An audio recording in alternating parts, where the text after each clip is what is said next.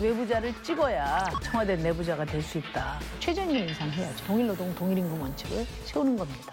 하나, 둘, 셋. 밖에서 바라보는 날카로운 시선, 외부자들 지금 시작합니다.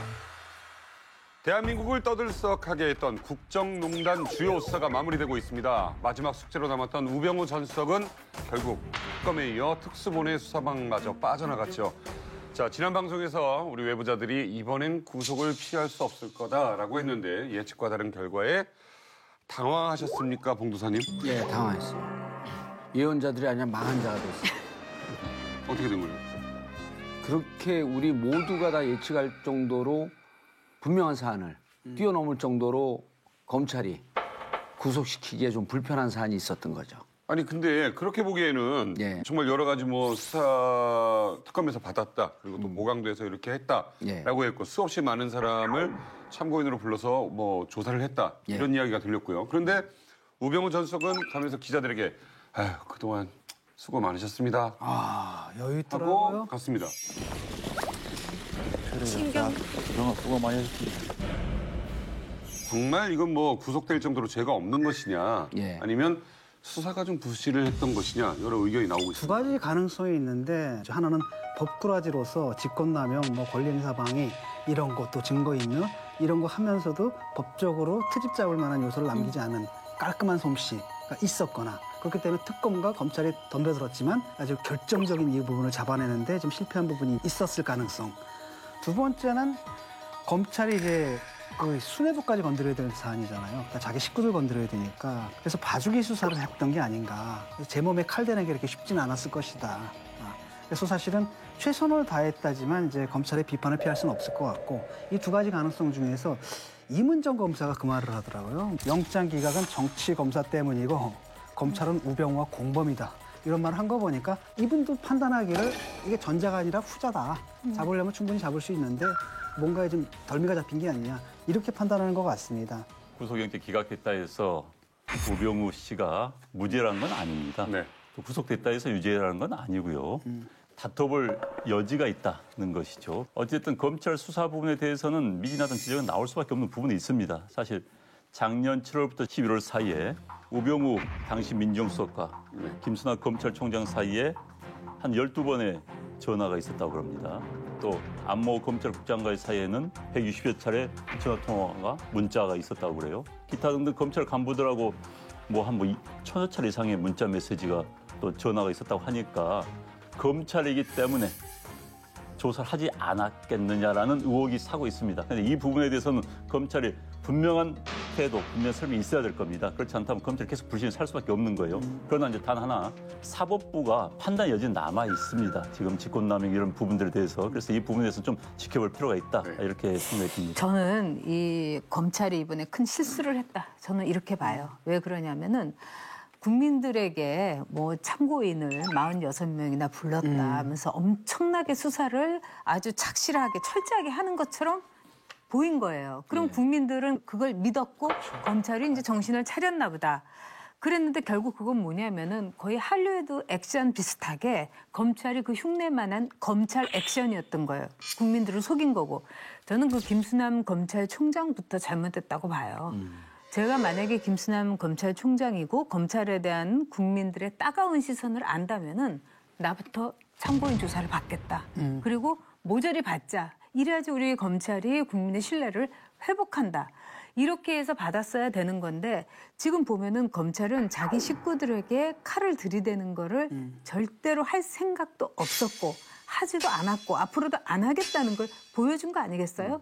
이제 국민들이 정말 칼자루를 쥐게 된 그런 상황이라고 그렇죠. 생각해요. 바로 나온 게 이제 검찰 개혁 얘기가 나오더라고요. 그러니까요. 자, 그냥 필연적으로 그걸로 가는 거죠, 이제. 그렇죠. 저는 이번 사건이 분명하게 규정할 수 있는 게 검찰의 대국민 사기극이라고 봅니다. 아까 이제 안영환 의원이 이게 영장이 기각된 게 무죄는 아니기 때문에 좀 지켜보자 그러는데 저는 그거하고는 의견이 조금 다릅니다. 이번 건은요. 불구속 기소하지만 우병우는 무죄입니다. 왜냐하면 뭐라고 얘기했냐면 혐의 내용에 관해 범죄 성립을 다툴 여지가 있다. 이건 무죄란 얘기예요. 이를테면 월요일 날 구속영장 청구하는데 구속영장 청구 내용을 기자들이 몰랐어요. 아무한테도 밝히지 않았습니다. 세월호는 박용수 특검이 100% 발부될 것이다. 세월호 수사 외압 행사한 부분은 특검 수사 대상이 아니었습니다. 특검이 그 부분을 못 넣은 거거든요. 근데 넘기면서 너네 검찰 장난치지 마. 이 세월호 누면 이건 100% 영장 발부되는 거야? 라고 시그널을 줬음에도 불구하고 구속영장 청구에서 이 부분을 뺐는데요. 이게 검찰이 누를 때까지 기자들한테 얘기를 안 했습니다. 화요일이 돼서야 영장 실질 심사하면서 법원에서 흘러나온 거예요. 그러니까 세월호 누면은 100% 영장이 발부될 거라고 봤는데 세월호 외압 부분을 뺐습니다. 그리고 이거는 이미 그 변찬우 그 광주지검장, 그다음 윤대진 이런 분들이 들어와서 외압으로 느꼈다라고 진술한 거예요. 언론 보도도 나왔고. 자, 이걸 뺐고 검찰은 이 뺀 걸 가렸습니다. 그래서 이번에 검찰은 처음서부터 기각될 걸 알고 기각되는 전략으로 영장 청구를 했다. 그래서 새로운 정부가 들어서게 되면 우병우 특검을 저는 해야 된다고 보고 우병우와 검찰 수뇌부의 특검인데 저는 여기서 3개 축을 반드시 좀 다뤄야 된다고 봅니다. 첫 번째가 2014년 정윤회 문건, 비선 실세의 국정농단을 문건 유출로 둔갑시킨 거. 이거 특검 회의죠. 두 번째는 정강 문제 있을 때 전화 통화했는데 이게 검찰 수뇌부와 무슨 관계가 있었는지. 그리고 이번에 구속영장을 청구하면서 도대체 왜 장난을 쳤는지. 요 3가지를 갖고 우병우 특검을 하면 검찰 개혁의 길로 가는 거 아니겠느냐. 해서 이 부분을 반드시 좀 다뤄야 될 거라고 봅니다. 좀 억울한 부분은 없을까요? 검찰 측에서? 검찰 측에서는 이런 건 있겠죠. 사실 이제 직권남용이라는 것이 좀 애매한 부분이 있습니다. 잡기 힘든 건 사실이에요. 직권남용이라는 게 청와대라는 것은 전체적인 업무를 총괄하는 그런 곳이 청와대입니다. 또 네. 민정수석의 영역이 굉장히 넓어요. 그래서 뭐 우리가 하긴 했는데 참 힘들더라라고 하는 부분도 있을 수 있고 또 판사가 그렇기 때문에 다툼의 여지가 있다 이런 이야기도 했을 수도 있어요. 그런데 이제 저는 어찌됐든 검찰이 자기들에 대해서는 수사하지 않았다는 점, 이 점에 대해서는 검찰도 할 말이 없을 거예요. 우리 전 작가님 말씀하신 것처럼 검찰총장이 좀 떳떳하게 자, 나도 조사해라. 나 전화 12번 받았다. 그렇지만 난 이런 내용 없었다라고 했더라면 좋았을 텐데 그게 다 두려움이 넘어갔다는 겁니다. 그렇기 때문에 검찰이 오히려 의혹을 더 키웠다. 의혹을 불식시키는 노력을 하지 않았다는 건 굉장히 크다고 봐요. 그래도 이제 한 가지 위안이 있다면 이번 사태에서 검찰 개혁이 왜 필요한지 국민들한테 아주 실감을 해준 아이고, 거예요. 우병우가 요정 역할을 한 거예요. 그렇죠. 박근혜 대통령이 있고 구속됐죠. 그다음 밑에 있는 사람들 있죠. 다 구속됐죠. 그 중간고리 역할을 한 게이트 역할을 한 이 사람이 풀려나 버렸단 말이죠. 이걸 갖다 국민들이 납득할 수 있냐라는 거예요. 근데 이걸 갖다 풀어줬단 말이죠. 이거 당장 나오는 게 바로 이제 검찰개혁 금방 나올 것이고 옛날에 이제 유야 무야 됐다 하더라도 다음 정권이 누가 될지 모르겠지만 이것도 유야 무야 한다면은 바로 큰일 날 겁니다. 왜냐하면 그 기간 동안에 벌써 또 이 재판들이 계속 가거든요. 네. 계속 기억이 나는데 남들 다 구속됐는데 정말 가장 중요한 역할, 핵심 고리의 역할을 하는 사람이 자유롭게 걸어다닌다? 이걸 국민들이 납득하겠냐라는 거죠. 이번 이제 기각을 통해 가지고 검찰이 진짜 어느 정도로까지 국민의 기대를 저버린 상태의 조직인가를 보여줬다고 전 봐요. 크게 볼 때. 너무 심각하게 보여줬어요. 우리가 사실은 뭐 전관예우라는 것도 이 말이 안 되잖아요. 이 상식으로 볼 때. 근데 그것이 정말 횡행한 거고. 그다음에 우리가 유전무죄라고 많은 사람들이 실감하고 절감하는 거. 네. 이번에도 보여준 거예요. 그러면 대한민국에서 법의 테두리에서 언제든지 안전하고 언제든지 빠져나올 수 있는 건 결국 돈 있고 백 있고 이거 그대로 보여준 거예요. 저는 우리 국민들이 굉장히 심각하게 이 문제를 봤을 거라고 봐요. 그러니까 상상이 안 가는 게 정권도 그렇죠. 넘어갈 판이고 그런 다음에 국민들이 지금 다 지켜보고 있거든요. 그러니까 우리가 너무나 상식적으로 이런 상태에서 어떻게 그런 짓을 할 것인가. 아예 그러니까 그건 아예 그렇게 믿었죠. 가능성에서 그냥 배제해 놓은 거란 말이죠. 근데 지금 딱 벌어진 걸 보니까 입이 딱 벌어지네요. 와, 그러니까 이거 우병우가 이렇게 할 수 없었을 저는- 수도 있죠. 그건 난 떠나는 날 여기 이제 법조 출입해갖고 봤지만 그동안 수고했습니다. 이거 뭔 뜻인지 알아요? 난 무죄입니다. 이제 여기 다시 안 옵니다. 그러면서 행간에 딱 깔아놓은 거죠. 특검으로 날 잡는 수밖에 없습니다. 그 특검 하라는 거예요. 야, 근데 그 말 정말 섬뜩하잖아요. 정말 인상적이더라. 조롱하듯이. 수고하셨습니다. 5월 아름다운 장미 대선이 가시도 친 장미 전쟁으로 치닫고 있는 와중에 안철수 후보가 사립 유치원 유아교육자 대회에서 한 발언이 거센 후폭풍을 맞고 있습니다.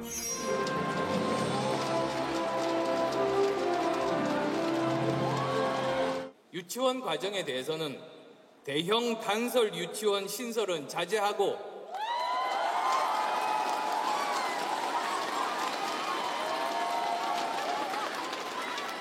지금 현재 사립 유치원에 대해서는 독립 운영 보장하고 시설 특성과 그에 따른 운영 인정할 겁니다. 단설 유치원을 자제하고 사립 유치원의 독립 운영을 보장하겠다는 내용입니다. 이 발언이 왜 이렇게 문제가 되느냐? 당연히 문제가 될 수밖에 없어요. 네, 어떤 이거는 면에서요? 안철수 후보의 얘기는 사립 유치원장들을 위한 얘기인 거예요. 엄마들을 위한 얘기가 아니라.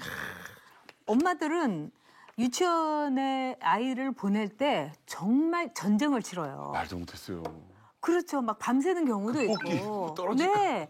그리고 울고, 엄마도 울고, 애들도 울고, 정말 이 동네에서 열풍이 부는 거예요. 정말 대단한 일이 일어나는데, 지금 여기서 이제 안철수 후보가 너무나 지금 엄마들에게 어떤 점에서는 상처를 준 것은 뭐냐면은, 사립 유치원은 사실은 비싼데 거기에 따른 또 비싼 만큼의 값을 안 해요. 뭐 좋은 사립 유치원도 있지만 또 아닌 유치원도 있어요. 그러니까 이 엄마들의 경우는 원하는 건 단 하나예요. 정말 단설 유치원이라든가 병설 유치원과 같은 데가 많이 늘어나기를 바라는데 지금 안철수 후보는 말하자면 사립 유치원을 하는 분들이 악 하고 소리 질릴 말만 해준 거예요. 그리고 엄마들은 어떻겠어요? 정말 현실을 모른다. 사립 유치원에 비싼 돈을 보낼 수가 없는 현실에서 그렇게 애쓰고 그렇게 고생하면서 밤새고 줄 서는데 그 고통을 어떻게 대선 후보가 모를 수가 있느냐. 아무리 써준 거지만 저렇게 얘기할 수 있느냐. 그래서 화가 난 거예요.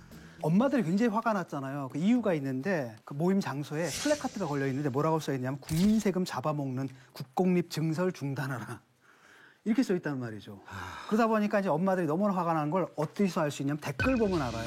공주가 가니 왕자가 왔다. 뭐 이런 얘기들이 이제 많더라고요. 그 자리에서 그분이 했을 얘기는 그거잖아요. 사실 국공립 증설을 해야 되는 거고 그게 또 OECD 평균 수준 늘려나가는 거잖아요. 그렇죠. 그렇다면 이제 사립 유치원들 어떻게 할 것인가. 그다음에 지금 당장은 또 지원을 강화하는 것도 맞는 방향이라는 말이죠. 근데 부모들이 원하는 건 바로 뭐냐면 이런 불만이 있는 거예요. 아니 국가에서 보조금 받는다는데 그럼 우리 부담이 줄어야 되는데 부담은 안 줄고 점점 더 늘고. 점점 더 늘고 이거 뭐냐라는 거죠. 그다음에 감시 감독도 잘 안 되잖아요.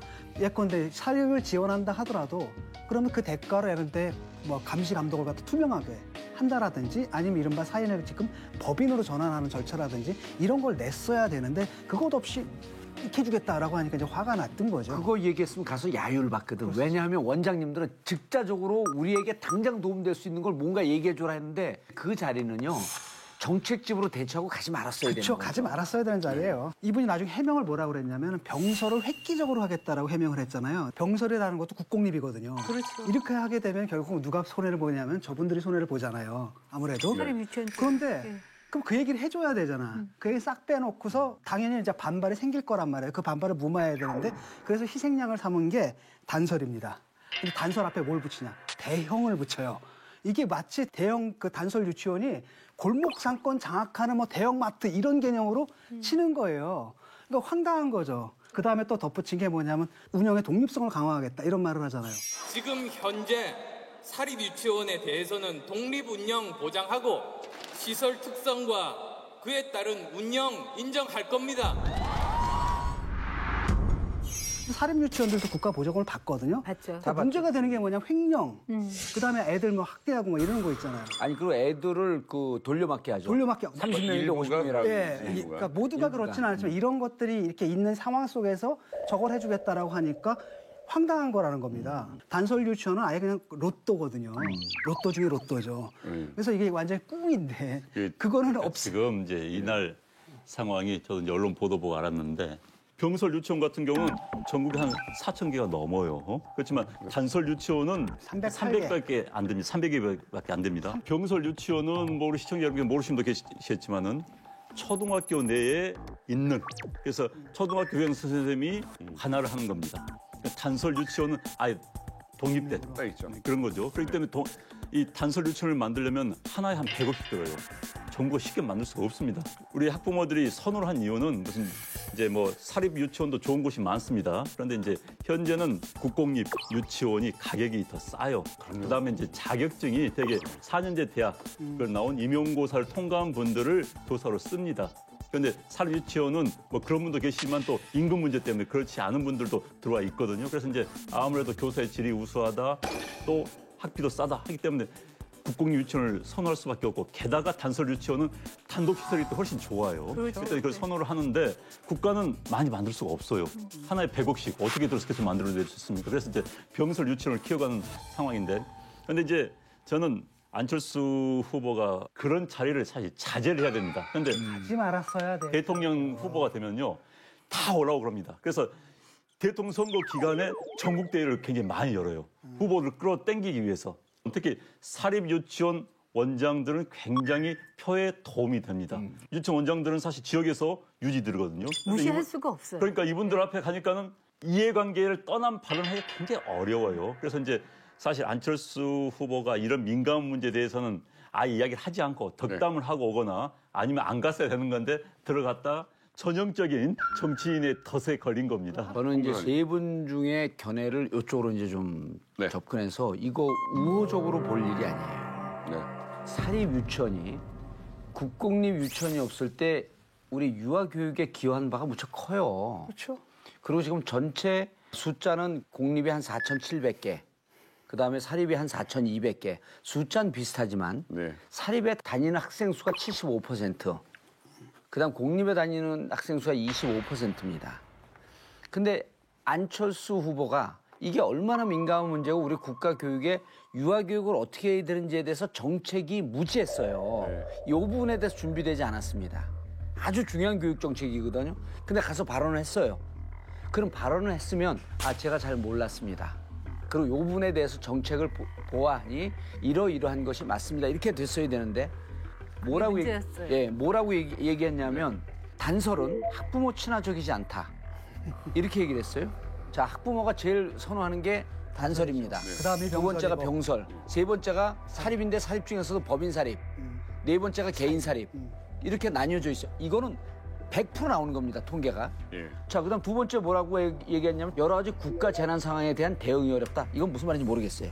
애들을 이렇게 보호하거나 피해 줄 때 근데 말이 안 그러니까. 되죠. 자, 그다음 세 사립 번째가 유치원 중에서도 그 대규모가 꽤 많거든요. 세 번째가 교육 프로그램 등에 대한 맞춤형 관리가 어렵기 때문입니다. 이렇게 얘기를 했어요. 마지막으로 뭐라고 얘기했냐면 나아가 주위의 작은 유치원들이 어려움을 겪을 수 있기 때문입니다. 이건 사립 유치원을 내가 편들 수밖에 없습니다. 그다음 또 하나 해명을 뭐라 그랬냐면 병설 유치원을 6,000개를 짓겠다 그랬어요. 제가 지금 좀 바로 잡을 게 있을 것 같아요. 6,000개는 유치원 6,000개를 짓는 게 아니라 학급 6,000개입니다. 학급 6,000개예요. 그렇기 때문에 개념을 좀 정확히 해야 될 것 같고, 그리고 저는 병설 유치원을 계속 키워야 되고 학급을 계속 늘리는 것은 충분히 가능하다고 봅니다. 왜냐하면 지금 초등학교가 깁니다. 예, 맞습니다. 학령 인구가 축소되기 때문에 초등학교 빈 교실이 엄청나게 많아요. 그러니까 6천 교실은 좀 무리한 주장이 아니라고 보는 거고요. 그래서 뭐 이 문제에 관해서는 저는 기본적으로 병설 유치원을 키워나간다는 정책 방향은 맞다. 그러나 그 정책의 틀을 발표하는 장소, 그다음에 이제 사립 유치원 간의 이해관계 상충, 이것을 먼저 극복해야 되는데 그렇지 못하다는 거죠. 왜냐하면 지금 학령 인구가 감소하기 때문에 사립 유치원들이 속된 말로 죽어납니다. 애들이 안 들어오는 거예요. 그렇죠. 그런데 국공립 늘리겠다면 사립 유치원 망하는 소리밖에 안 되는 거예요. 그래서 교사들 그 임금 이해관계 그 충돌, 이것을 조정하는 문제 굉장히 중요한 겁니다. 근데 이제 안철수 후보가 제가 보기에는 이제 사립 유치원 회의에 가서 이제 발언을 하면서 스스로의 공약의 이 허구라고 할까요? 거기에서의 문제를 드러낸 거예요. 안철수 후보는 이제 유치원의 공교육화 이거를 굉장히 강조를 했어요. 그러면은 자기의 정책, 자기의 공약이 얼마나 단단한 기반 위에서 이루어진 거냐, 만들어진 거냐를 보여줘야 되는데 이 발언 한마디로 이거 아니었잖아. 그렇죠. 그리고 그래서 공분을 사게 된 거죠. 1시에 엄마들이 찾으러 가서 애들 데려오는 데가 있고 3시에 이제 한 반이 와요. 5, 6세, 7세 반. 그리고 종일반이 있단 말이에요. 이 종일반은 진짜 이건 돈 문제부터 시작해서 여러 가지 문제가 정말 이 하늘과 땅 차이거든요. 아니 그래서 그걸 그 현황을 말씀을 드리면 자 단서로 통합버스 다 운영을 합니다. 예. 그리고 사립 유치원 가갖고 종일반 운영을 하게 되면요 40에서 60만 원이에요. 그거 못 냅니다. 근데 단설만 종일반을 비용 큰 차이 없이 단설 운영을 하고 심지어는 단설 같은 경우는 9시까지도 데리고 있습니다. 왜냐하면 그것은 공립이고 국가 예산을 운영을 하는 거기 때문에 자 그럼 단설 100억, 200억 든다 그러는데 지금 교육감들의 정책이 어떻게 되냐면 기존의 사립 유치원 중에서 재정 운영이 어렵고 폐원하는 데들이 있거든요.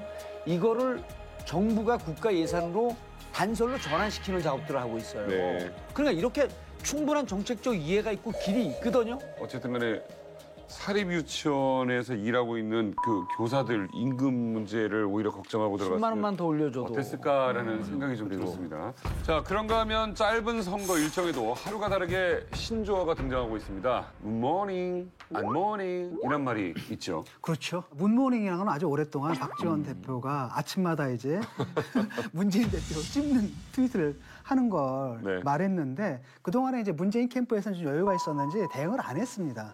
그러다가 안철수 후보의 지지가 팍 올라오니까 턱밑까지 추적을 하니까 그때부터 이제 반격이 시작된 거죠. 네. 그래서 요즘은 이제 안모닝입니다. 확실한 검증에 해당하는 것도 있지만 네. 네거티브도 굉장히 많거든요. 그래서 서로 이제 싸우는 데다가 또 하나는 뭐냐면 이쪽만 붙은 게 아니에요. 또 어디도 붙었냐면 자유한국당과 바른정당도 열심히 문재인을 갖다가 때렸는데 아니 안철수 지지가 오르는 거예요. 아차 싶었든지 그냥 갑자기 이제 또 다시 이 사람들도 지금 가세를 하는 중이거든요. 네. 네거티브와 검증의 차이가 정말 백지장 한 장 차이입니다. 정책적으로 이야기한다면은 네거티브는 거짓이나 또 현혹된 정보를 통해서 상대방을 비방하기 위한 네거티브를 하고 네. 검증은 사실인 정보를 바탕으로 해서 문제 제기를 하는 것을 검증이라고 합니다. 그래서 이제 그 차이가 있어요. 그런데 이제 대통령제 국가에서 네거티브가 많습니다. 그렇죠. 기본적으로 왜냐하면 의원 내각제 국가에서는 네거티브가 크게 할 이유가 없어요. 정당 대 정당의 싸움이기 때문에 개인에 대한 공격이 없어요. 네거티브는 기본적으로는 개인에 대한 공격입니다. 그래서 네거티브 가장 발달된 나라는 역시 미국입니다. 한국의 네거티브는 네거티브도 아니에요. 아, 세더라고요. 네, 그러니까 예를 들어서 특정인을 가려서 이렇게 비난했습니다. 악마, 전쟁광, 학살자.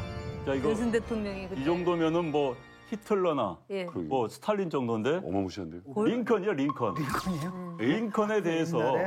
상대 후보가 비난했던 것이 이거였어요. 미국 선거는 그렇습니다. 이게 이번에 힐러리를 비난한 트럼프의 이야기입니다. 한국 같으면 명예훼손 내지는 허위사실 유포로 이미 몇 번 들어갔을 거예요.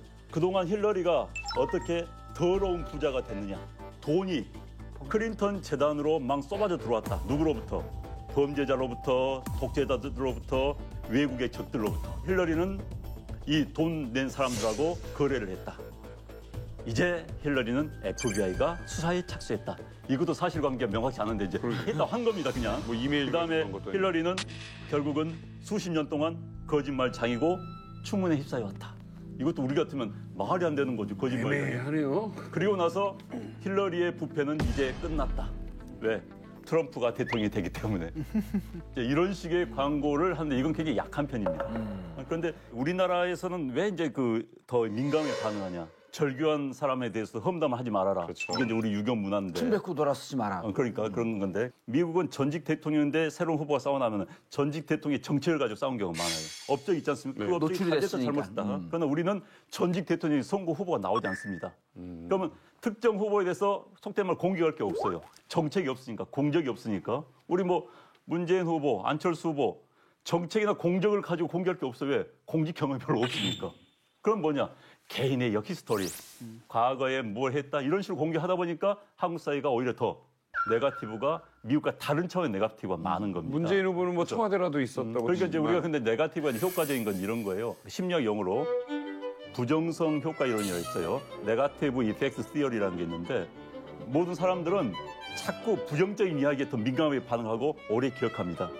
그러니까 모든 후보들이 부정적인 네거티브의 유혹을 느낄 수밖에 없는 거예요. 선거 막판에 되면 더 효과적이니까. 근데 이제 문재인 후보 아들 문제 얘기할 때 저는 찬성했어요. 계속 얘기하라. 그러면은 검증이 되면서 네. 맞는 얘기는 남을 것이고 잘못된 얘기는 사장될 것이다. 그리고 나한테는 취약하지만 불편한 진실이 될 수가 있어요. 그러니까 마타도하고 네거티브하고 분리해야 되거든요. 마타도는 거짓 사실을 갖고 있는 것처럼 흑색 선전하는 거고 네거티브라고 하는 것은 상대방이 불편한 진실이에요. 그런 건 또 유권자들이 알아야 됩니다. 오죽하면 네거티브 공격의 5가지 기술이라고 해갖고 이게 전략에도 나옵니다. SPEAR이라고 하는 이제 네거티브 이게 전술인데 전략인데 S는 뭐냐면 스나이퍼입니다. 후보를 대신해서 공격할 저격수를 찾아라. 뭐 BBK 스나이퍼 이런 식으로. 성공조. 예. 두 번째, 상대방이 공격에 대비할 수 없도록 고정된 틀을 주지 마라. 네. 그냥 여러 가지 형태로 하는 거예요. 그 문머닝, 안머닝은요 형태가 있기 때문에 귀여운 거예요. 그래서 세 번째가 쉬우면서도 공감할 수 있게끔 해라. 예를 들어갖고 홍준표 같은 경우가 아주 그냥 재수없다고 소금을 뿌리니까 도민들이 뭐라 그러냐면 그걸 또 자기한테 이용해갖고 썩지 않는 정치라라고 하는 도민들의 덕담으로 받아들이겠습니다. 야, 그건 괜찮다 그대요. 아니 그건 멘탈 갑이야 이거는. 그래서 쉬우면서도 공감할 수 있는 easy and emotion. 정밀하게 타격해 정타를 날려라. aiming. 그다음 마지막에 공격을 계속 이어가라. rally. 그래서 이렇게 구체적인 정치학의 전략이 나올 정도로 네거티브라고 하는 게 있는데 동전의 양면인 거죠. 저는 개인적으로 제가 뭐 여기에 좀 능해서 그런지 모르겠지만 저는 이거 하는 거 좋다고 봐요. 그리고 네거티브라고 해서 문제지게 딱 나오면 당황하면서 해명을 합니다. 급히 대답하면서 자꾸만 꼬이거든요.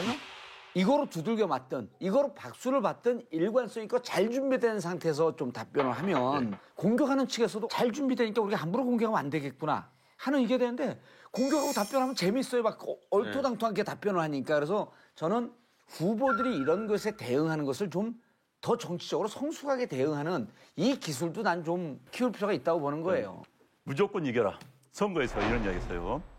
정정당당한 2등은 아무도 알아주지 않는다. 아프다. 아픈 이야기입니다. 이게 그런데 이 정치에서. 네거티브는 참 안 좋은 거예요. 왜 그러냐면 이 네거티브가 이제 정치를 그야말로 혼탁하게 하고 악마적 정치로 가게 하는 거죠.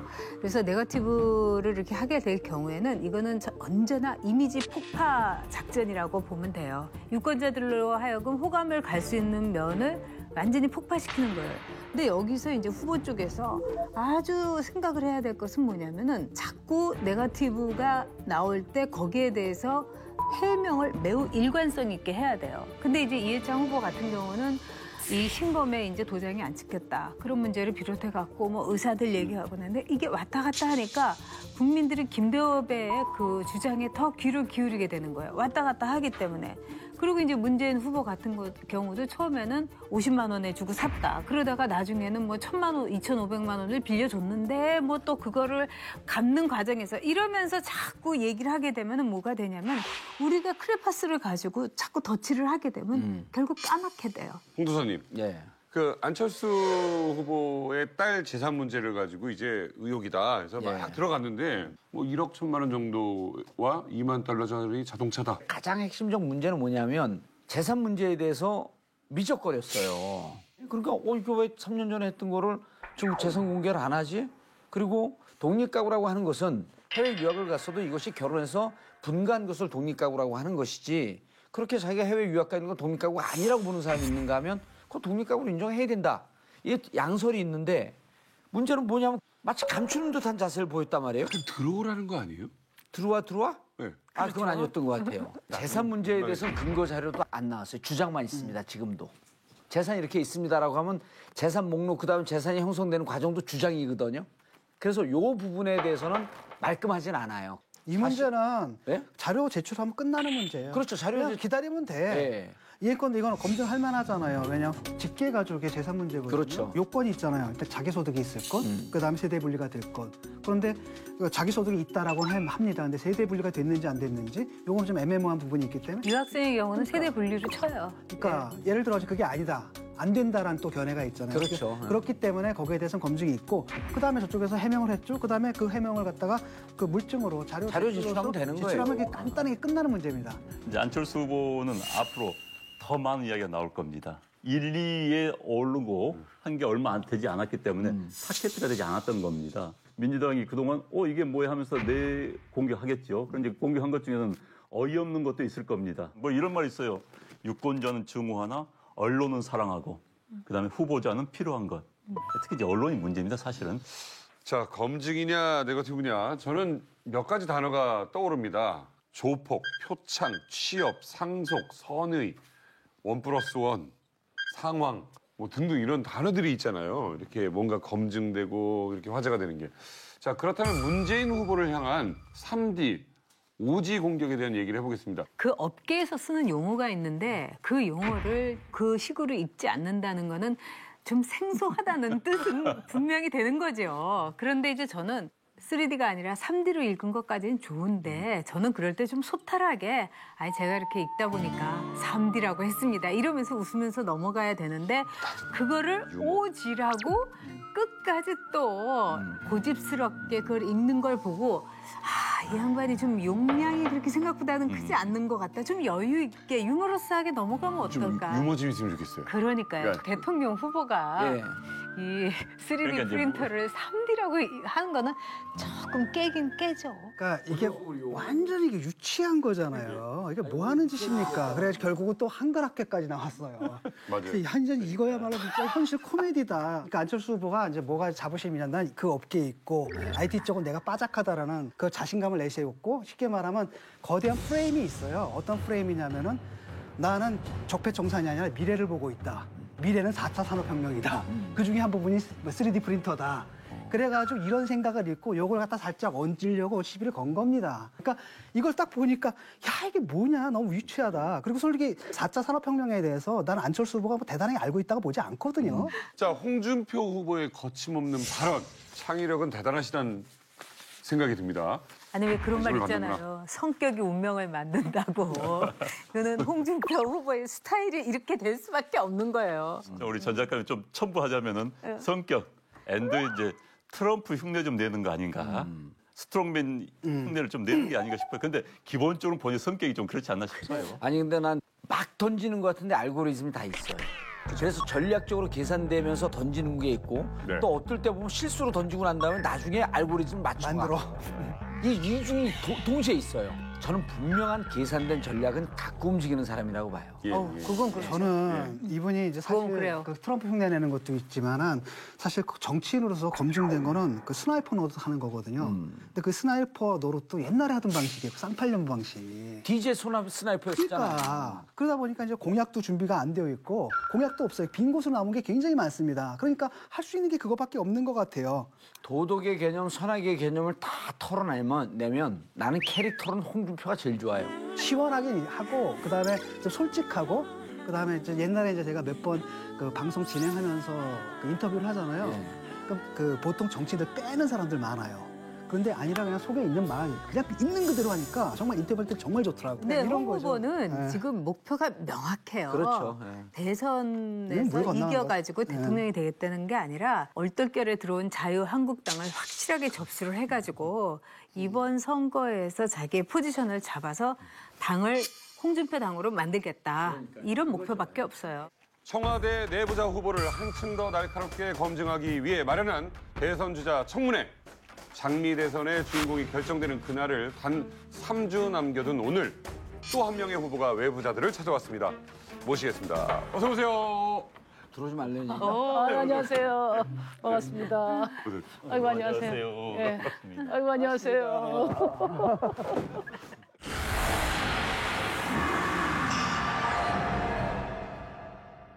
노동이 당당한 나라, 청년이 다시 살아갈 수 있는 대한민국을 만들겠습니다.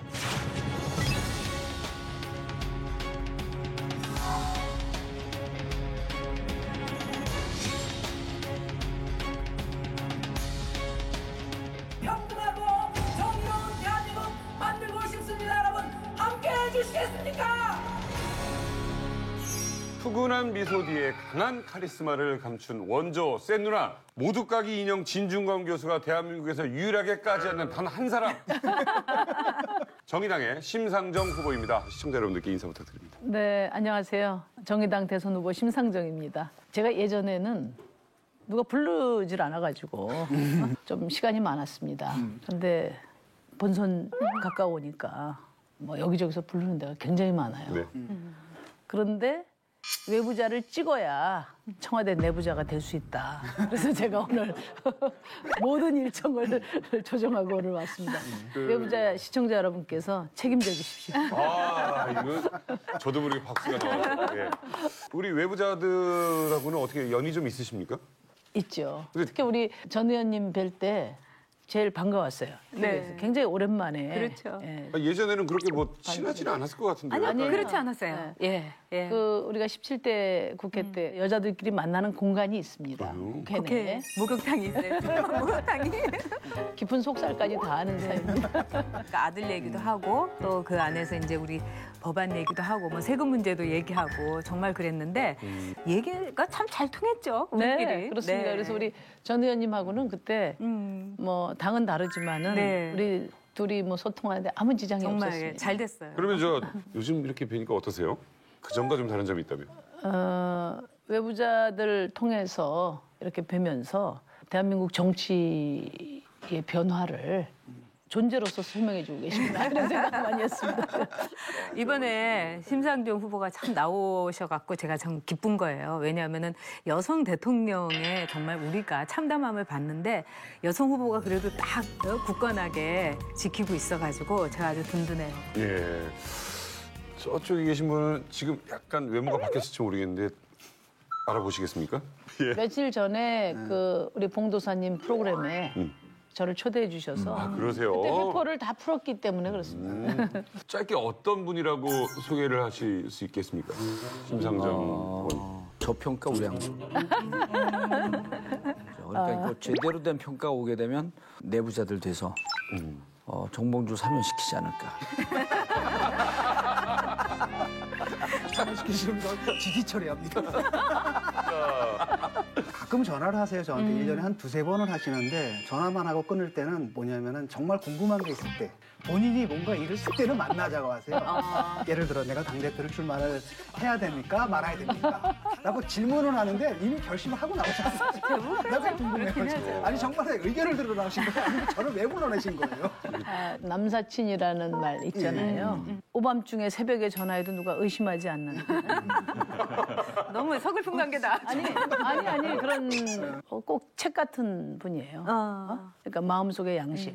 그래서 내 판단이 옳구나. 이런 거 인정받고 싶은 그런. 매주 방송에 나가지 않더라도 우리 진중권 교수는 정의당을 얘기하고 심상정 후보를 얘기하고 오죽하면 그러겠어요, 내가. 네. 아니 그 당원이 정의당 얘기를 너무 안 하는 거야. 그래서 어떻게 징계위에 해볼까 했더니 카트가 됐구나. 매주 하십니다. 기승전 신상정이에요. 무슨 얘기를 해도. 암약을 많이 하고 계시군요. 자, 최근 전문가들이 대선 주자들의 목소리를 분석해본 기사가 있었습니다. 심상정 후보를 가장 높은 신뢰도를 가진 분으로 꼽았습니다. 사실 심상정 후보하면 사자우현설. 장관은 왜 1억 2천씩 다 가지고 와요? 국회의원은 왜 1억 4천을 다 받아야 되고 양심이 있어야 될 거 아니에요, 양심이. 봉도사 정신 차려 같은 거 한번 해주시겠습니까? 네. 봉도사 정의당에 입당하세요. 네.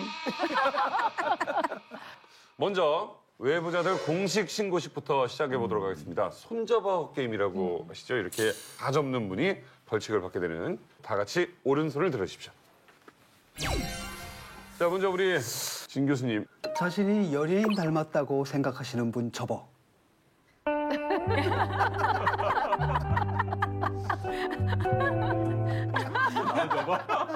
이초 김고은이라는 얘기는 뭐 전 국민이 알게 됐어요. 그렇죠. 아니 3초까지도 봐주는 분도 계십니다. 많은 분들이 심고은이라고 해서 제가 네. 왜 갑자기 나의 이름을 바꿨나. 여기 슬그머니 접었어. 자기 누구 닮았다고. 잠깐만. 아니 저는요. 네. 옛날 몽골 갔어요. 몽골 갔더니 대장금을 방송을 하고 있어요. 네. 그랬더니 회장님 지진이 지진이. 약간 그런 게 있다. 비슷해요. 예. 그러고 보니까 나도 있어. 누구요? 있잖아. 윤종신. 그거 왜 안 접었어, 근데? 까먹었어. 안녕원 원장님. 김문수 지사께서 중매로 결혼을 하신 분이 계신다는 이야기 들었는데 네. 접어보십시오. 중매나 소개나 같은 말로. 네, 네. 네. 자, 봉도사님. 저는 이번에 투표권이 없어요. 누굴 찍고 싶어도 못 찍어요. 그런데 자기 이름을 찍을 사람이 있을 것 같아요. 자, 역시 멋있어요. 자, 전혁 작가님. 노회찬 의원이 배우자라는 소리를 들은 적이 있는군. 지방 출장 가면요. 이제 식당에서 밥을 먹는데 근데 왜 남편하고 같이 안 오셨어요? 그러는 거예요. 제 남편을 아세요? 그러니까 왜 머리 벗겨지고 안경 낀 그 말 구수하게 하는 노 의원 있지 않습니까? 이러는 거예요. 그래서 제가 아니라고 말씀 안 드렸고 우리 아저씨한테 제가 이야기 안 했어요. 자, 이번엔 심상정 후보께서 하시겠습니다. 내가 찍은 사람이 대통령 된 적이 없다. 한 번도 없네. 본인들 자살골이요. 아니 근데 이 안 찍은 분들은 아마 틀림없이 심상정 찍을 거다 이번에. 검증을 좀 해봤습니다. 저 지금 우리를 검증을 한 거예요. 아니 근데 우리 진 선생님 이번에는 찍는 사람이 꼭 될 겁니다. 예. 이번에는 꼭 찍는 사람이 될 겁니다.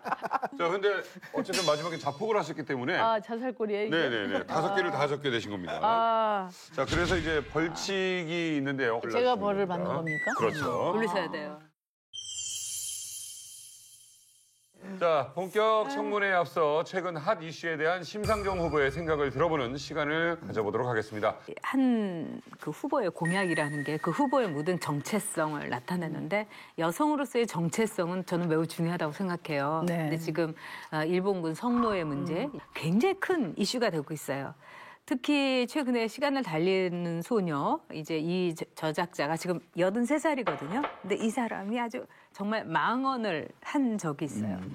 또 제가 이제 일본에 있을 때 어떤 일이 있었냐면 일본군 성노예인 종군 위안부 뭐가 그렇게 힘들었느냐. 누워가지고 하루에 100명에서 150명 정도의 사람을 상대하면 되는 거였는데 누워서 돈 번 거 아니냐 이런 말을 일본 지식인들이 할 정도예요. 그런 점에서 저는 박근혜 전 대통령의 협의는 정말 용서할 수가 없어요.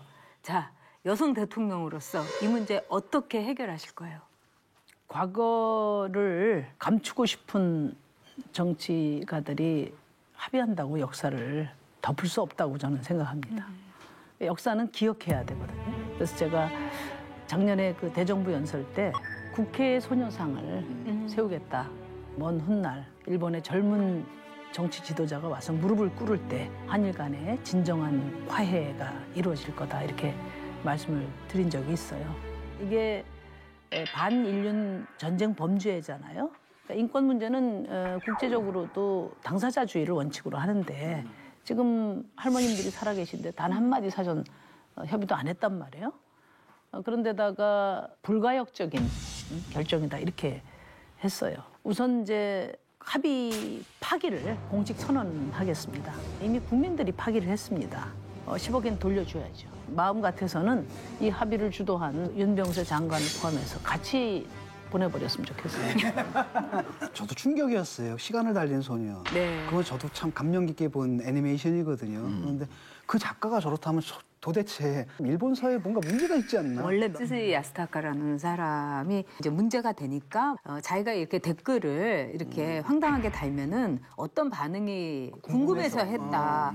근데 이제 많은 정치인들이 이 문제를 어떻게 해결을 하면은 똑같은 대답을 모범 답안이에요. 투트레이로 가겠다. 위안부 따로, 한일 관계 따로. 근데 이게 쉽지는 않거든요.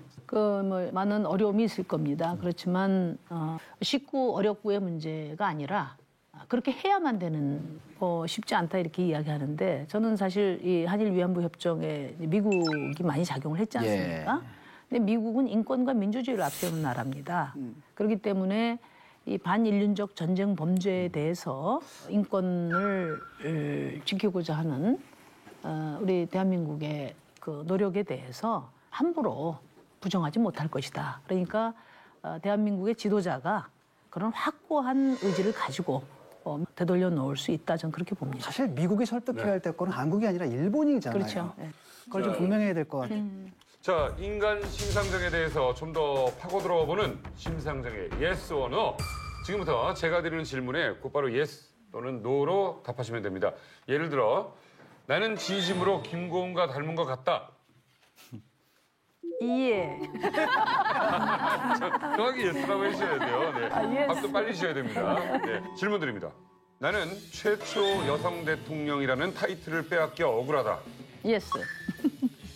다시 태어난다면 남자로 태어나고 싶다. 노. 대한민국에서 진짜 진보당은 정의당이 유일하다. 예스. 내가 봐도 내 아들은 정말 잘생겼다. 예스. 집안 살림보다 정치가 더 쉽다.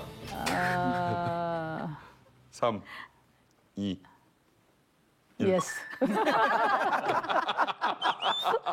자, 하나하나 좀 여쭤보도록 하겠습니다. 최초 여성 대통령 타이틀을 빼앗겨 억울하다. 예스라고 하셨습니다. 제가 억울하다기보다 많은 여성들이 억울해하고 있습니다. 박근혜 대통령이 이 뿌려놓은 악업이 너무 오래 갈 것이다. 우리 그 신불리 후보뿐만 아니라 또 다른 여성 정치인 이런 분들도 막 한탄하는 분들이 좀 있어요. 저는 이제 뭐 박근혜 대통령 실패가 여성 대통령 실패라고 생각하지는 않습니다. 박정희의 딸 박근혜의 실패다. 앞으로 여성 정치가 걱정이 되시면 저 심상정을 보라 이렇게 말씀드리고 싶어요. 알겠습니다. 여성으로 다시 태어나고 싶다고 하셨는데 왜 그러세요? 저는 뭐 여성으로서 사는 삶에 보람을 느껴요. 그리고 제가 여성으로서 그래요. 전쟁 같은 삶을 살고 있는 그런 여성들을 볼 때 여성들의 삶을 개선하는데 내가 역할을 할 수 있다면 굉장히 보람된 삶이다 이렇게 생각하고 있어요. 여성으로서의 질곡이 뭐였어요? 심 후보한테는요? 저는 이제 이번에 슈퍼우먼 방지법을 낼 때 그 제목을 왜 그렇게 붙였냐면 제가 노동운동을 오래 했잖아요. 그런데 그때 당시 아마 여러분들도 잘 아시는 권영길 민주노총 위원장이죠. 저를 어디 가서 소개할 때 우리 심상정 국장은 슈퍼우먼이다 이거예요. 그 슈퍼우먼이라는 말이 능력이 출중하다는 얘기니까 그때는 좀 우쭐하기도 했어요. 근데 제가 결혼을 해서 애를 낳고 또 직장 생활도 하려다 보니까 도저히 감당이 안 되는 거예요. 그래서 제가 어느 날 딱 생각이 됐죠. 아, 이 슈퍼우먼이라는 말은 사회가 책임져야 될 일을 여성들에게 독박 씌우는 말이구나. 제가 그렇게 생각을 했어요. 그래서 제가 그 다음날 사무실 나가서 앞으로는 저한테 슈퍼우먼이라는 말 하지 마세요. 제가 그랬죠. 내가 봐도 내 아들이 잘생겼다. 예스라고 하셨습니다. 사실 네티즌들 사이에서 난리가 났습니다. 시그널의 배우 이재훈 씨를 닮은 훈남이다. 네, 지난번 총선 때 사진인데요. 그 이름표를 보세요. 지금 심상정 아들, 그다음 심상정 남편 이렇게 써붙이고 나타나셔가지고 보는 사람들이 다 뒤집어졌었거든요. 그리고 나서 이제 아드님 얼굴이 이제 곧 공개가 됐더니 그 트위터를 봤는데 다들 여성들이 다, 예 어머님, 예 어머님. 그러니까 유승민 후보한테 장인이라고 하듯이. 지지자가 늘어나야 되는데 며느리값만 늘어나서 지금 몇 살이죠? 아드님이? 93년생입니다. 군대는 갔다 왔나요? 이제 갈 예정입니다. 제가 이야기했습니다. 네. 너 군대 언제 가는지 지켜보는 눈이 많다. 그 제가 한 14년째 지금 정치를 하고 있는데 저하고 이름이 섞이는 걸 원치 않았어요. 아니요, 그럴 수 그랬는데 이번 지난 총선 때 이제 다 옷을 아들 남편이 이렇게 입을 때 제가 깜짝 놀랐습니다. 뭐 굳이 안 해도 된다 이렇게 이야기를 했더니 제가 등록금도 받고 그러는데 해야 된다고. 지난 총선은 표 차이가 좀 나지 않았나요? 많이 났죠? 제가 뭐 자랑 같지만 수도권 최다 득표자입니다. 주민들께서 네. 너무 많은 표를 주셨어요. 그래서 심상정의 정치가 우리 국민들이 원하는 정치구나 이런 확신을 갖게 됐습니다. 자, 집안 살림보다 정치가 더 쉽다. 예스라고 하셨습니다. 그 집안 살림 하세요? 그 남편분께서 하시는 것 같던데. 소문에 들으니까 뭐. 스스로 챙겨 살고 계시다 이런 뜻이죠. 힘들죠. 정치하면서 이 아무리 남편이 정말 그 특이하게 전업주부를 해주시고 정말 훌륭하다고 생각해요. 참 힘들어요, 여성 정치인은. 농반 진반으로 여성 정치인들도 아내가 필요하다 그런 얘기 많이 합니다. 아마 여유가 있는 분들은 상당 부분을 돈으로 해결할 거예요. 근데 저희는 돈도 없고 진보 정치라는 것이 가치를 추구하는 거예요. 깜짝이야. 여보세요? 여보세요? 여보세요? 여보세요? 예, 누구십니까? 저는 심상정 후보 집에서 집안이라는 사람인데. 여보, 당신 왜 아직 거기 있어? 아니, 오래간만이에요. 아니, 저녁 때 되고 그랬으면 저 밤 늦었으면 집에 오셔야 되는 거 아니요? 그래, 집에 안 오시고. 안녕하십니까. 개그맨 남희석입니다. 아, 예, 안녕하세요. 네, 안녕하십니까. 먼저 전혁 작가님 바꿔드리겠습니다. 안녕하세요, 네. 선생님. 네네네, 안녕하세요. 아유, 정말 우리 여성들의 아주 멋진 스타급 남편 되셨어요. 심상정 후보를 반려로 딱 결정한 그 이유는 뭔가요? 저 주변에서 추천하고 격려를 해주는 사람이 많아가지고요. 야, 그러면은 많은 사람들이 보증하는 사람이면 됐다 싶어가지고 제가 그리고 노총각이었기 때문에 뭐 제가 이렇게 자랑을 막 늘어놓는 게 조금 어느 면에서는 좀 그렇긴 합니다만은 하여튼 분명하게 논리가 정연한 사람 아닙니까? 그래서 서로 간에 도움이 많이 됐다고 보고 해서. 네. 자, 진중권 교수입니다. 예, 안녕하세요. 네, 안녕하세요. 예. 선생님. 예. 우리가 보는 심상정 후보는 언제나 씩씩한 여장부거든요. 옛날에 이제 경찰서에 끌려 들어갔을 때 경찰들이 욕하고 뭐 때리고 이랬더니 접이식 의자를 들어가지고 휘두르기도 하시고 그래서 경찰들 기를 죽였던 이런 분인데 그래도 이렇게 같이 사시면서 여린 부분이라고 할까요? 약한 부분이라고 할까요? 그런 걸 발견하신 적이 있으신지요? 근데 최근에는 뭐 워낙 바쁘니까 오히려 TV나 이런 데 보면은 어려운 데 가서 눈시울 적시고 뭐 이런 모습을 그렇게 보는 경우가 최근에는 많았고요. TV를 통해서. 그 이전에는 집에서 이게 좀 눈물 고이고 뭐 한 거는 기억이 전혀 없는데요.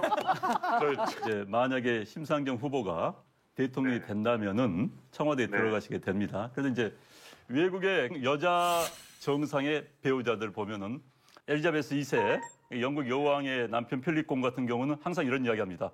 나의 모든 것은 여왕을 위해서. 100% 여왕에 따라 자기 삶을 바꾸는 경우. 메르켈 독일 총리의 남편은 공식 행사에 안 나타납니다. 네. 완전 비노출력입니다. 어떤 역할을 지향하시겠습니까? 예, 저는 좀 조용히 있는 그런 부분들이 당분간은 우리 사회에는 좀 더 필요하지 않나는 생각을 좀 해봅니다. 정말 많은 팬들이 생기고 지금 득표수 올라가는 소리가 지금 벌써 들리는 그런 분위기인데요. 예. 예, 안녕하세요. 정봉주입니다. 예, 반갑습니다. 네. 예. 제가 있던 당에 여성 의원이 계셨는데 네. 남편분이 내조를 했어요. 근데 이제 한 번은 술을 드시고 나가서 뭐 하냐고 대답할 때 참 창피했다. 아, 그 남편분이요? 예. 부인이 국회의원 하는데 집에서 살림살이 하면서 도와주고 있습니다. 그럴 때 뭐 살짝 좀 말씀하기가 좀 부끄럽다거나 이런 경험은 전혀 없으셨나요? 그런 감정이 있을 수가 있는데 우리 사회적인 어떤 환경이나 조건에서 사실 진보정당의 처음 2004년도에 국회에 진출했던 거기 때문에 예. 그 당시에 옆에서 보니까 굉장히 이렇게 빈 구석이 많이 있더라고요. 그래서 제가 뭐 다른 일을 잘 하는 것보다 진보정당이 제대로 두 발로 설 수 있도록 하는데 기여하는 것만큼 소중한 일이 어디 있겠냐 하고 이성적으로는 판단을 한 거고 그런 거에 따라서 제 일 접었습니다, 그냥. 예. 그런데 예. 지금 울고 계신 건 아니죠? 음식은 혹시 뭘 했을 때 우리 신부께서 가장 맛있게 드시나요? 아침에 뭐 간단하게 따끈한 누룽지 이런 거 좋아해요. 그냥 가볍게 먹고 나가는 새벽 워낙 일찍 나가니까 그래요. 나가서 예. 이번 대선을 치르면서 가장 부인 심 후보를 보시면서 안타까운 점이 무엇이었습니까? 우리 지역 고양시에서는 총선 이후에 심할찍이라는 말이 있었어요. 심상정을 알면 심상정을 찍는다. 아, 심할지. 예, 심할찍이라는 말이 있었는데 사실 전국적으로 좀 심상정을 알면 보다 많은 분들이 이렇게 관심 갖고 성원을 해주실 텐데 아직 잘 모르시는 분들이 많은 것 같아요. 그게 좀 안타깝죠. 아마 오늘 외부자들에 나왔으니까 큰 변화가 있지 않겠습니까? 자, 두 분이 오랜만에 대화 좀 나누시죠. 저희는 전화를 주로 짧게 합니다. 예, 가능한 한 빨리 좀 오십시오. 아침에 누룽지 좀 꼭 끓여주세요. 이승배 선생님, 예, 응원의 한마디 부탁드리겠습니다. 김블리 힘내세요. 우리가 있으니까. 네, 또 하실 말씀 남편에게. 이따가 가서 말할게. 우리 아버지가 이런데 어떤 분인지 이렇게 느낌이 와서 너무 좋았습니다. 아유, 행복하시겠어요. 전화 연결 고맙습니다. 심상정 후보의 남편이 이승배 선생님이셨습니다. 감사합니다. 네, 감사드립니다. 박수 쳐줘야지. 저보다 훨씬 요즘에 뜨는. 진짜 그러시네요. 부군 되신 분이 참 감동적이었던 게 심상정 남편으로 늘 불리는 게 자랑스럽다. 참 좋은 분이에요. 돌발 예스 오너 질문 하나를 더 드리겠습니다. 나 심상정은 이번 대통령 선거를 반드시 완주할 것이다. 그 완주해야 대통령 되는 거 아니에요? 예스 오너를. 예. 네. 자, 대선을 목전에 둔 후보에게 직접 완주 여부를 여쭤봐서 죄송합니다만 우리 외부자들은 심상정 후보가 완주할 수 있을 것이냐에 대한 이야기를 한번 좀 나눠보겠습니다. 저 완주하기를 정말 진심으로 바라요. 근데 냉정한 우리가 현실 얘기를 하자면은 심상정 후보의 완주는 문재인 후보의 지지율에 달렸다. 이런 얘기도 한간에 있어요. 그러니까 문재인 후보가 압도적으로 이기면은 그냥 완주하는 건데 정말 아슬아슬하게 1, 2%, 2, 3%로 이렇게 아슬아슬할 경우에는 심상정 후보한테 엄청난 압력이 갈 것이다. 민주화 이후 30년 동안은 정권 교체냐 연장이냐를 다투는 선거였어요. 그러다 보니까 심상정이나 진보정당의 표가 많이 가면 정권 교체에 지장이 될까 봐 억눌림이 있었습니다. 근데 이번 선거는 아주 다른 선거다. 사실은 촛불 시민들이 이미 정권 교체 다 해놨다. 그렇기 때문에 과감한 개혁 경쟁을 하는 선거다. 이렇게 생각해요. 그래서 끝까지 책임지고 결과를 만들어야 된다. 자, 목표 득표율 그리고 예상하는 득표율 얼마나 되십니까? 두 자릿수죠. 당선자가 두 자릿수 이상은 없지 않습니까? 일단 두 자릿수. 네. 2017년 대선 레이스에서 심상정 후보가 끝까지 달려야 하는 이유 과연 뭘까요? 외부자들이 뽑은 심상정의 필승 키워드로 살펴보겠습니다. 첫 번째 키워드는 노동입니다. 대선 슬로건이 이제 노동이 있는 민주주의고 또 노동 대통령을 기대하는 만큼 공약이 나왔는데 국민 평균 월급 300만 원이다. 유권자들이 들을 때는 아니 국가에서 그러면 월급까지 정해주느냐. 민간 기업에서 주는 월급까지 정해주느냐. 이렇게 들릴 수도 있거든요. 네. 어떤 취지입니까? 지금 이제 서울시 기준으로 한 가구당 평균 생활비가 314만 원이 듭니다. 2015년 기준으로. 그래서 적어도 열심히 일하면 먹고 살 수 있어야 되고 최소한 인간의 존엄을 유지할 수 있는 사회가 돼야 된다. 네. 그런 점에서 저임금 장시간 노동을 강요해온 시스템을 바꾸겠다는 겁니다. 첫째, 최저임금 인상해야죠. 최저임금은 헌법으로 정해져 있습니다. 또 지금 세계 선진국 정상들이 가장 적극적으로 하고 있는 일이 동일노동 동일임금 원칙을 세우는 겁니다. 그래서 동일노동 동일임금 원칙을 80%까지 실현하겠다는 겁니다. 그리고 무엇보다도 비정규직, 정규직화해야 합니다. 이 비정규직은 또 다른 그 고용 형태가 아닙니다. 또 다른 사회 경제적 신분입니다. 그래서 경제적 차별 문제 이전에 인권에 관한 문제. 우리 엄마 잘못 알았네요. 이게 그냥 300만 원씩 막 나라에서 퍼주는 걸로 알고 있었는데 세목만 있으니까 시민들은. 그렇진 않습니다. 저는 300만 원 주는 이 사회 환경을 만들고 목표로 세우고 가자라고 하는 건 좋은데 이 이면에는 사실은 영세 규모의 중소 이 상공인들 이렇게 300을 정말 양심적으로 사업에서 주고 싶은데도 이 경제 여건 때문에 못 주는 업주들이 또 부지기수거든요.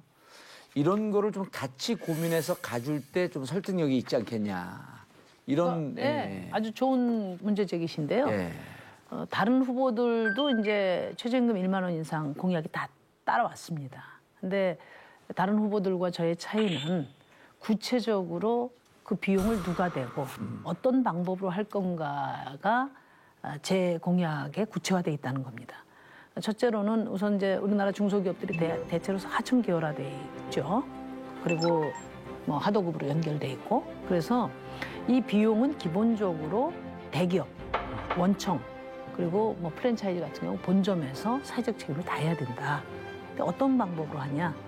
우선 상위 1%가 사실은 사회적 책임을 고통 분담을 먼저 시작해야 된다고 봐요. 그래서 제가 낸 게 이른바 살찐고양이법이라고 해서 최고임금을 최저임금에 연동해서 상한제를 두자. 책임 같이 지자 이 얘기고요. 두 번째는 초과이익 공유제라고 이야기를 했는데 이 문제의 핵심은 뭐냐면 이제 하청기업이라든지 또 뭐 여러 중소기업들이 비정규직 정규직화하고 최저임금 부담도 인상도 큰 부담입니다. 이걸 하도급을 체결할 때 이 최저임금 인상분 또 비정규직 정규직화에 드는 비용을 하도급 계약의 원청 대기업이 책임지도록 규정을 하겠다는 겁니다. 그러니까 프랜차이즈 같은 경우는 어떠냐면 대리점들이 본점을 상대로 교섭할 수 있는 교섭권을 법률적으로 강화해 주겠다는 겁니다. 우리가 일명 남양유업법이라고 19대 국회 때 제정을 했는데 그때 이 교섭권, 이 핵심적인 조항을 드러냈습니다. 다시 그걸 보완을 하겠습니다. 그리고 일반 자영업자들 있잖아요. 이분들 진짜 힘듭니다. 그러니까 이분들은 가장 거기가 두루누이 사업을 적용해서 사회보험을 정부가 지원해 주겠다. 그리고 카드 수수료이나 또 임대료 상한제를 통해서 최저임금 1만 원 인상이 중소상공인들의 부담으로 가지 않도록 정부가 강력하게 지원책을 병행하겠다. 브라질의 룰라 대통령이 아주 유명한 말을 했습니다. 노동자들에게 주는 돈은 비용으로 생각하고 또 기업들이나 재벌들에게 도와주는 것은 투자라고 한다. 그동안에 쭉 정치를 보면 재벌 대기업에게 지원하는 것은 현실성을 따지거나 가능성을 따지거나 또 무슨 뭐 돈 타령하지 않습니다. 그런데 어려운 처지에 말하자면 착취당하고 있는 이런 노동자들 또 서민들의 삶을 개선하는 방안에 대해서는 늘 현실성이 있냐 또 돈이 있냐 이렇게 이야기합니다. 지금 저성장 시대에 가장 중요한 성장 전략이 소득주도 성장입니다. 내수를 위해서라도 이 바닥을 끌어올리는 필사적인 노력을 해야 된다는 걸 제가 말씀드리고 이 문제는 물론 현실적으로 어려움이 있습니다만은 의지의 문제가 가장 중요하다. 자, 외부자들이 뽑은 심상정의 필승 키워드. 현재 대한민국이 직면한 큰 문제이기도 합니다. 안보입니다. 미국의 선제 타격 이야기도 나오고 있고요. 현재 한반도 안보 위기 상황 어떻게 분석하십니까? 고조되고 있죠. 그러나 뭐 단기적으로 선제 타격이 현실화될 가능성은 저는 낮게 봅니다. 중요한 것은 우리 한반도가 주도적인 그런 평화 외교를 해야 되는데 사드 문제로 인해서 지금 엉망이 돼버렸어요. 대한민국 정부가 주권 국가로서 지금 이 안보 상황을 제대로 관리하고 있느냐, 책임 있게 돌아가고 있느냐 이런 점에서 매우 큰 위기의식을 느끼고 있다 이렇게 말씀드립니다. 네. 요 남북 평화 문제에 대해서는 문재인 후보가 내용과 무관하게 먼저 가서 북을 만나겠다. 이런 부분에 대해서는 저는 아젠다 선점은 더 잘했다고 봐요. 요 평화 외교라고 하는 요 문제를 조금 더 강론을 파고 들어서 예를 들어 진보 정당이므로 남북 간 불가침 협상을 맺겠다. 그리고 제3국이 군사적으로 개입할 때 남북은 이 부분에도 공동 협의하겠다. 이런 정도로 좀 더 구체적이고 좀 진보적인 정책이 나왔으면 하는 바람이 있었거든요. 지금 남북 문제는 이미 국제적 문제입니다. 미중이 한반도 평화보장의 원칙을 이끌어내는 것이 중요하다고 봐요. 한반도 평화보장의 원칙을 합의할 수 있도록 중개자 또 촉진자의 역할을 제대로 해내야 된다는 거고 그걸 바탕으로 해서 한미중 또는 남북 미중 더 나아가서 육자 국가 간의 안보 이익을 조정하는 그런 외교적 노력이 필요하다. 무엇보다도 중요한 것은 전쟁은 안 된다는 겁니다. 네. 전쟁이 안 된다는 것은 뭡니까? 어떻게든 압박을 하든 설득을 하든 김정은을 끌어내야 되는 거 아니겠습니까? 끌어낼 수 있는 전제 조건은 한반도 평화보장의 원칙을 미중이 오케이를 해야 되고요. 그걸 바탕으로 김정은을 끌어낼 수 있는 옵션을 검토해야 된다. 미국하고 중국의 그 우리나라에 대한 그 태도라든가 또 우리나라하고의 그 양자 관계는 굉장히 차이가 나거든요. 자, 미국에 대해서는 어떻게 설득을 하고 중국에 대해서는 어떤 역할을 요구를 하겠습니까?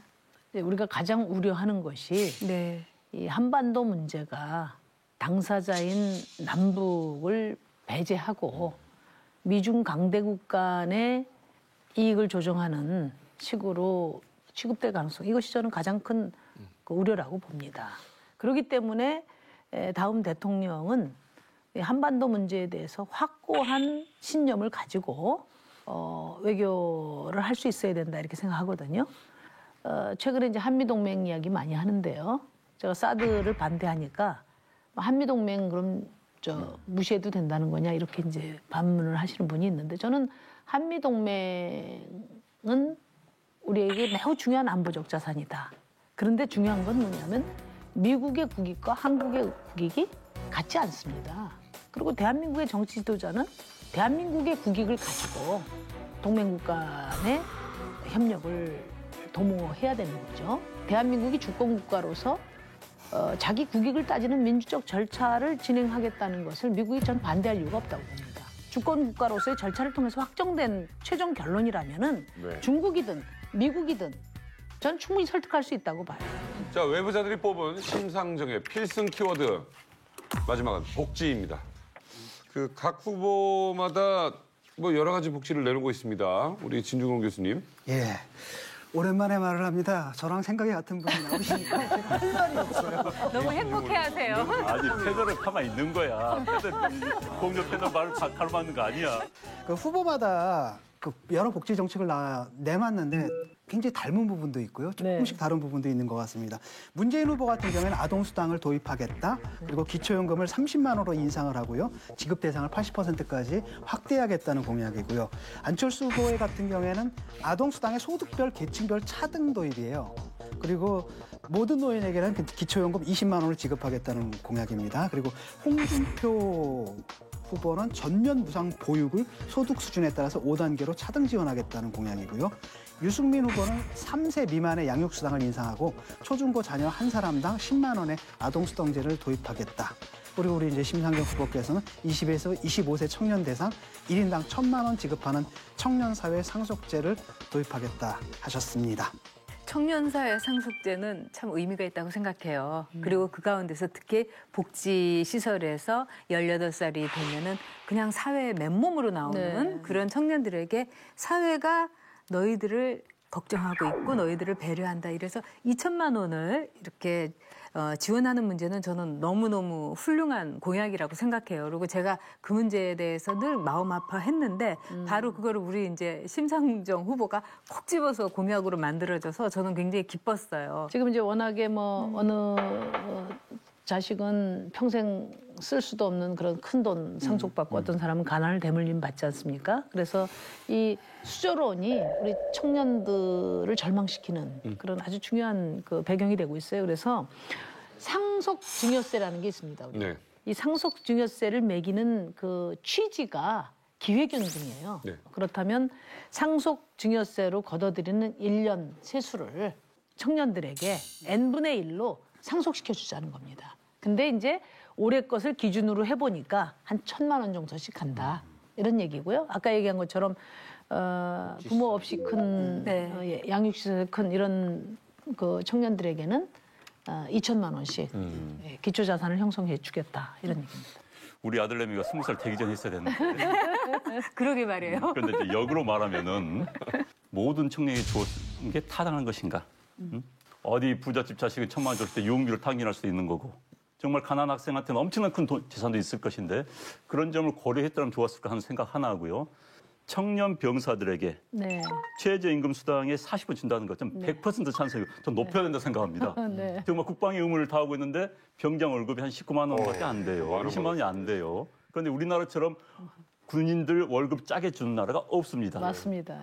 차라리 저는 그 군인 장병들에게 제대하고 나왔을 때 목돈 한 1,000만 원씩 들고 나왔으면 그럼 더 낫지 않을까 이런 생각을 제가 해봤습니다. 네, 그거 아주 좋은 생각이신데요.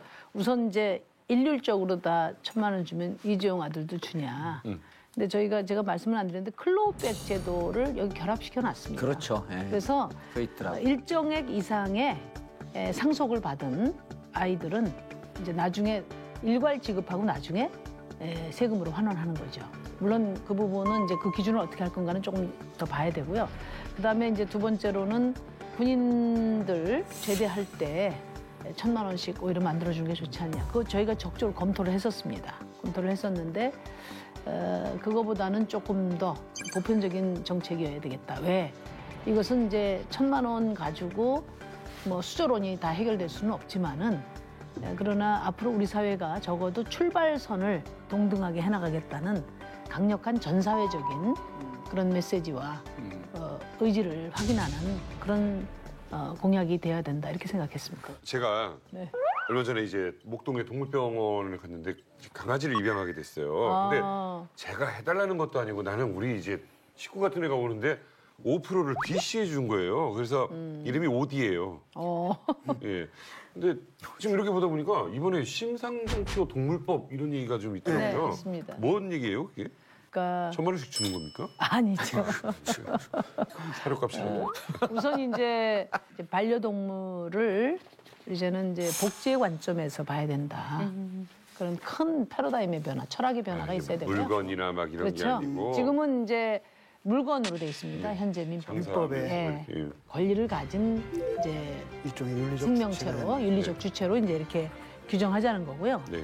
그다음에 이제 두 번째로는 너무 돈이 많이 들지 않습니까? 어우, 동물 의료보험 체계를 갖추겠다는 그래요? 거고요. 예.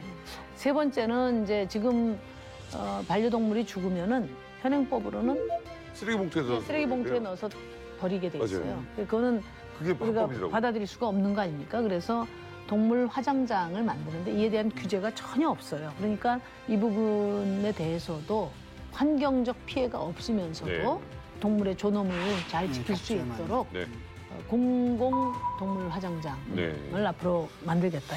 그런데 지금 이제 심상정 후보님 정책 가운데서 제가 슈퍼우먼 방지법. 네. 저는 굉장히 일단 이 명칭이 마음에 들었습니다. 맞아요. 게다가 이제 내용도 사실 대한민국의 지금 인구 저출산 문제 해결하려면 육아정책 획기적으로 바꿔야 됩니다. 정말 네. 획기적으로. 그런데 그렇죠. 제가 이 말씀 드리고 싶어요. 제가 이제 칭찬으로 덕담으로 네.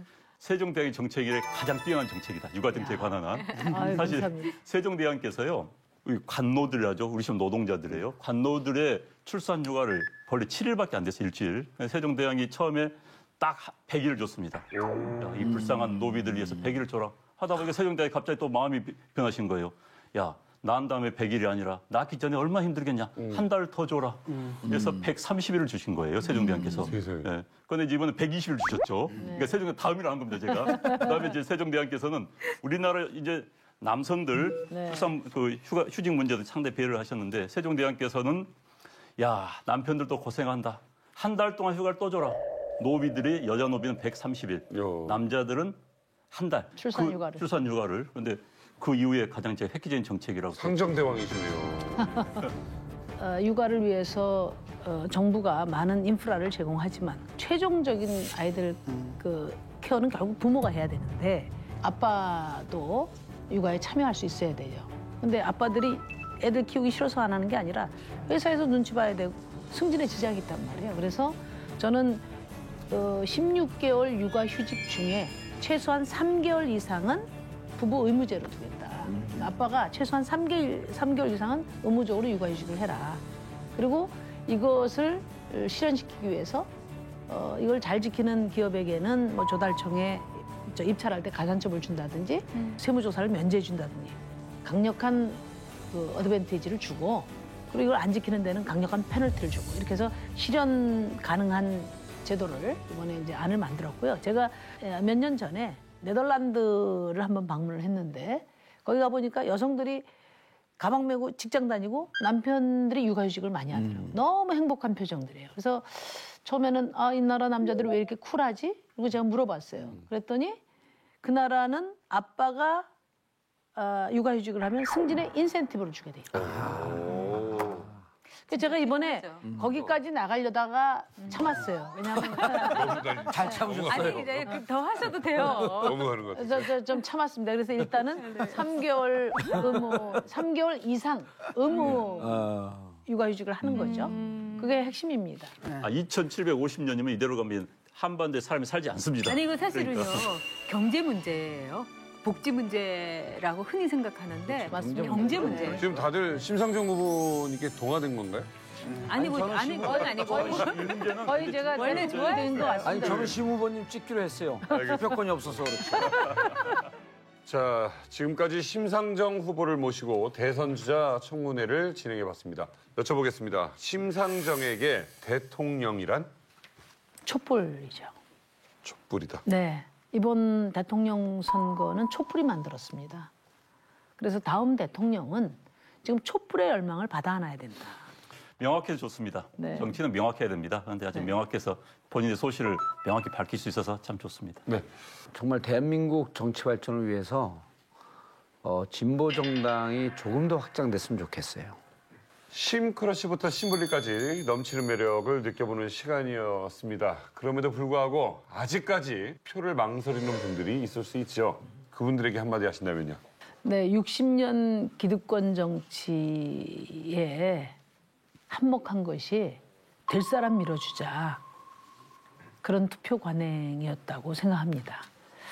이번 대통령 선거는 될 사람 밀어주는 것이 아니라 진짜 잘할 사람을 밀어주셔야 합니다. 그래야 대한민국이 조금씩 미래로 나갈 수 있다. 자, 오늘 귀한 시간 내주셔서 감사합니다. 장미 대선에서 부디 아름다운 결실을 맺으시길 응원하겠습니다. 심상정 후보였습니다.